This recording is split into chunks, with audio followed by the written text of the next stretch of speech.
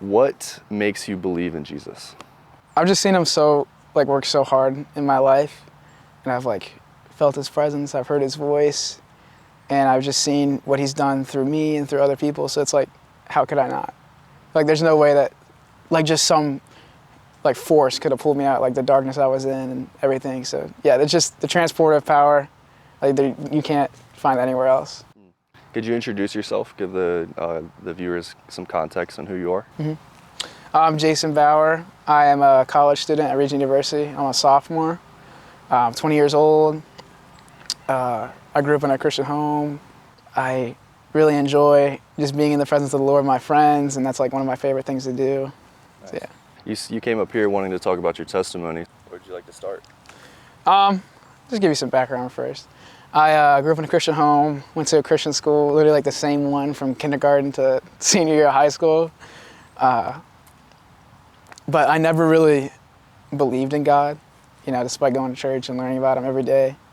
It just never really was, on the top of my mind. I'm very analytical, and so I felt evolution was better explanation than creation, because I didn't want to believe in some supernatural that I couldn't, see.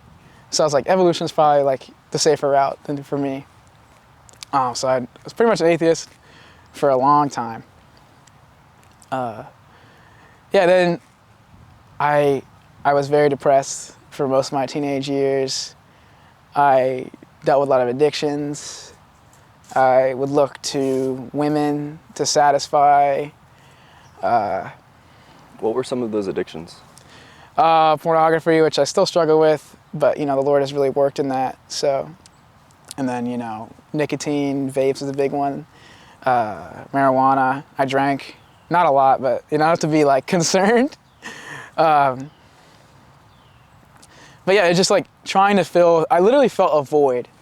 And I don't know why I didn't think that was God, even though I know all about God. But for some reason, I was just if I do enough, it's gonna be filled and I'll be happy. But it doesn't matter how much money I made, how many people I did stuff with, and whatever I drank, smoked, whatever. It didn't fill anything. So it's just an empty pit.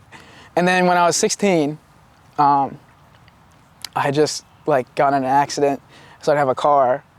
So I was relying on people for rides, and I had to make friends with people I shouldn't have been hanging out with. That had just made things worse with my addictions and everything. So, but yeah, so I was going down a really bad path, even worse than I already was that whole summer, leading to my junior high school.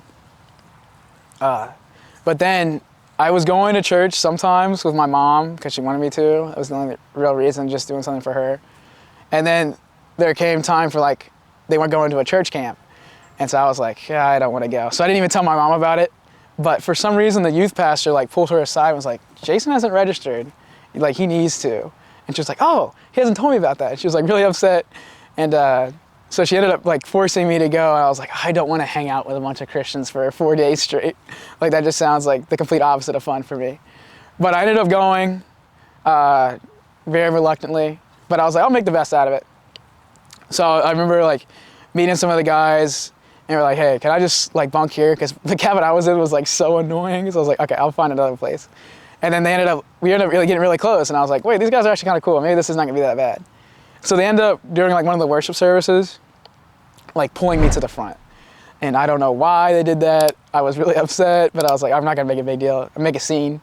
So, and then I was just sitting there on the altar. And then a dude named Pastor Trayvon, who I'm still, he's still my spiritual mentor to this day. He prayed over me. And I remember feeling his hand right here on my shoulder, but then I also felt two other hands on my back.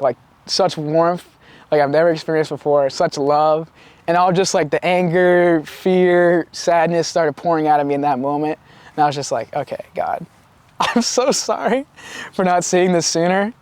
But in that moment, I really felt the presence of the Lord for the first time ever.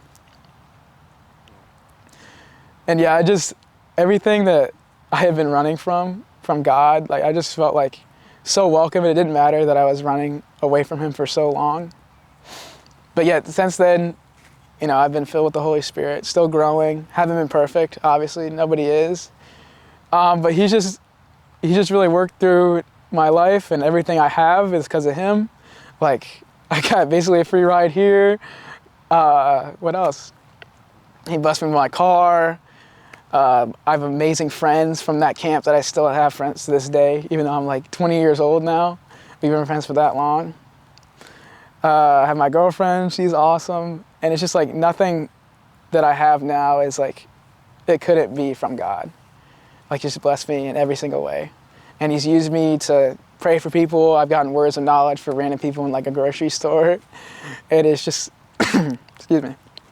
It's just really cool to see like how God can work through someone like me who, you know, just living in darkness to now I'm living in the light. Could you actually walk us through one of those times of the words of knowledge? Yeah. So I was looking for frozen meatballs in a Kroger, and I was like, okay, I gotta ask somebody. I normally don't like to talk to random people. That's just not my nature. But at least then now it is because of the Lord. But yeah, anyway. So I asked one of the workers, and then for some reason the Holy Spirit was like, you should tell him that I'm like with him. So then I remember I started talking, and then like the words just felt like they were pouring out, and I was just like, God sees you in this time. God wants to heal you of everything, and he wants to lift you back up to where you were. And he started like crying, and he was like, that's crazy because that's what I just needed, because he had back surgery, and so he lost his job because he couldn't physically do it anymore. And so he was like working at Kroger just to pay the bills, and he was really like just scrimping and saving, and he just needed something. And so the Lord met him in that moment just through me, which is just insane, because it's like, it's something that's so simple as like, God's got you through this time, really like spoke to his heart. And he was really thankful, and like, it's just really great to see. That's amazing. You talked about addiction as well. When you first encountered God, when you felt the hands, was it instantaneous freedom from those addictions, or was it a process? It was more so like, I was aware that this needed to go. Before I wasn't, like I was just living in it. So it gave me like a realization of this has to go because this isn't of the Lord. So it was kind of instantaneous, kind of not. You know, some things are harder to kick than others, but for the most part, it was pretty quick. What were some of the ways that the habit was broken? You know, instead of like going to parties, I would have parties, like spirit parties with my friends. Like we would just go get in the presence of the Lord. And, you know, instead of, you know, sitting late at night, you know, doing whatever, I was spending time with the Lord. So part of that was just like replacing negative things with positive things.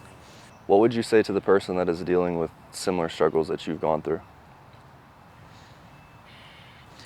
I know it seems pretty hard to lean on the Lord because it's like kind of uncertain. But I would say just take the leap. And it's a process. Don't beat yourself up about it. There's mercy. But it also, it's not how God made us to be dealing with these things. So just seeking, you know, guidance and everything, that would be like the main thing. And just taking the leap and just asking God, like, hey, I just need help. And it comes.